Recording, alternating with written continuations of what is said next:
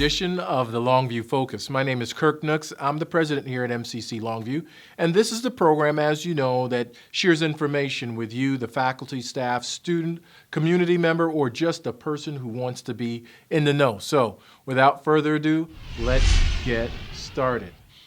Student Focus. Well, students, the Literary Festival is right around the corner. You know, it's the annual event where we have all types of individuals, whether it's students or community members, anyone who's interested in the book or writing novels or short stories. We come together right here on campus in the Cultural Arts Center. Susan Satterfield is going to go ahead and tell us just a bit more about that. Hi, my name is Susan Satterfield, and I'm here to talk about the 2015 MCC Longview Literary Festival, which will take place next Friday, October 23rd in the Cultural Arts Center. Our keynote speaker is Claire Ashgrove, who writes paranormal and historical romance.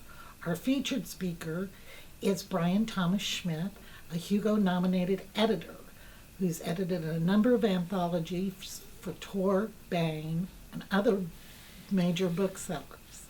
We also have over 20 artists, writers, poets, publishers who will be there. There'll be panels, workshops, and contests that you can come and do story in a bag, and be sure to vote for the building story. In each one of the buildings on campus, starting Monday, there will be butcher paper for an add-on story. So may the best building win. I look forward to seeing you all there. This is an annual event and a good chance to meet great writers face to face.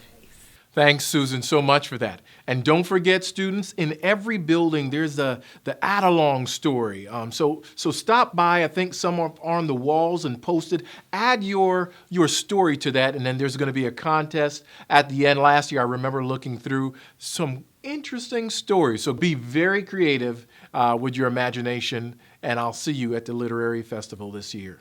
On our next portion, we're going to have our student on the move, Nick. Nick, I think you have a great interview lined up today with our new SGA president. Take it away. Thanks, President Nooks. We do have an exciting interview coming up with the president of SGA, Gordon Adolphson.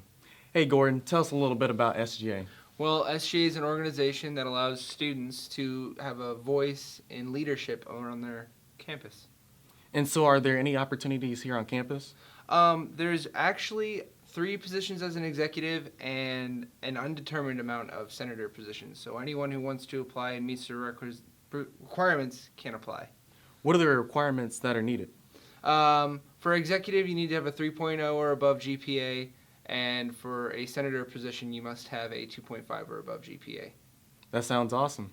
Well, Gordon, it was nice talking to you, and then good luck with SGA and the rest of the year. And back to you, President Nooks. Thanks so much for that, students. I know there's going to be information forthcoming about elections and being involved, so be on the lookout from some news from our new SGA president and team. Faculty, staff, focus. Well, it's wonderful when you can receive a donation from the community, and sometimes it doesn't come in the form of money.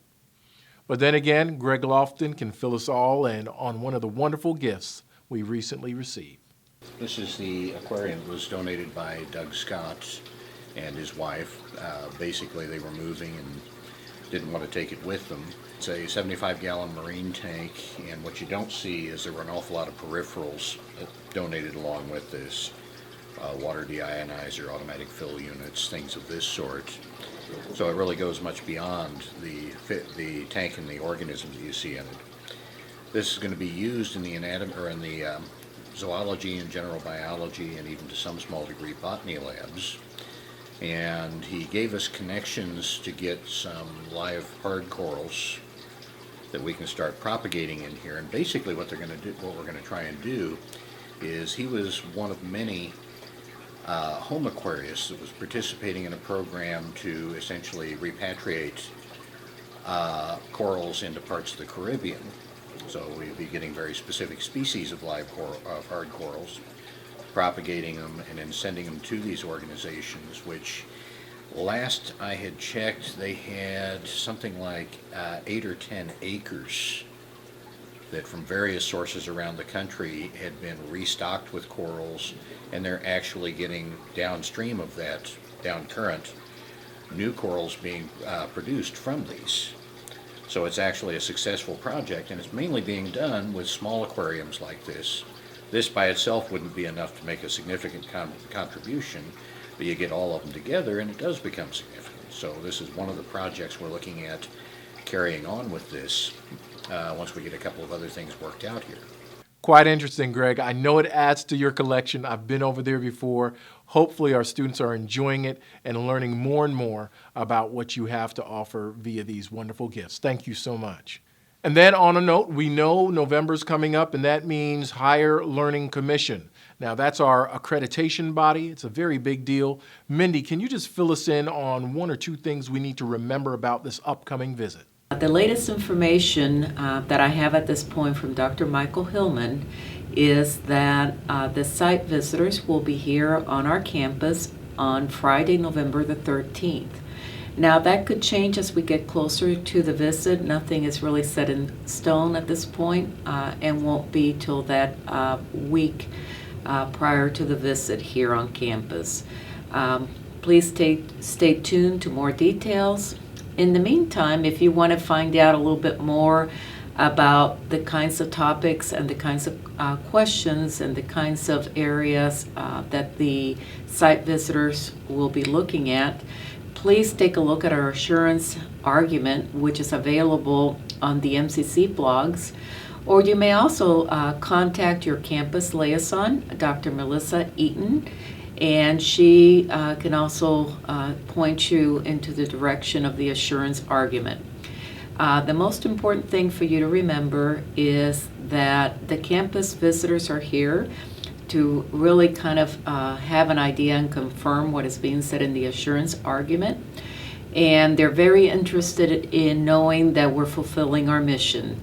Thank you so much for your cooperation. We just want to remind you that Longview is one of the campuses that our accreditation team will be coming by to visit. So please, if you have any questions between now and then, do not hesitate to let us know.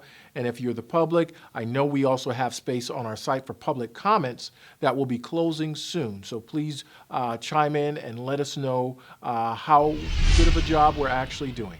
Community focus.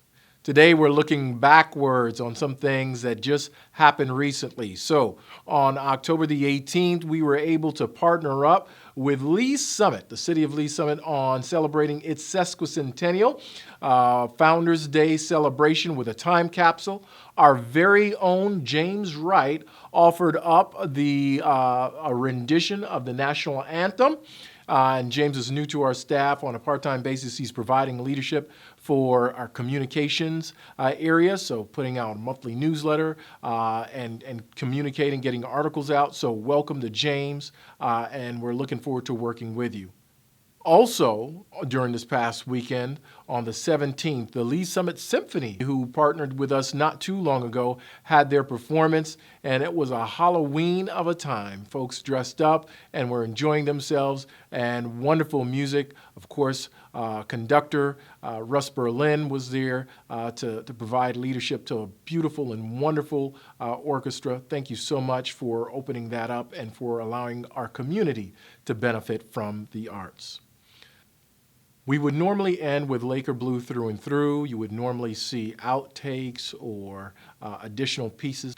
But today we want to stand with our fellow community college colleagues from the state of Oregon at Umpqua Community College. We know a tragic incident occurred there not too long ago. So to stand with our colleagues, we will sign off today with a moment of silence. I am UCC.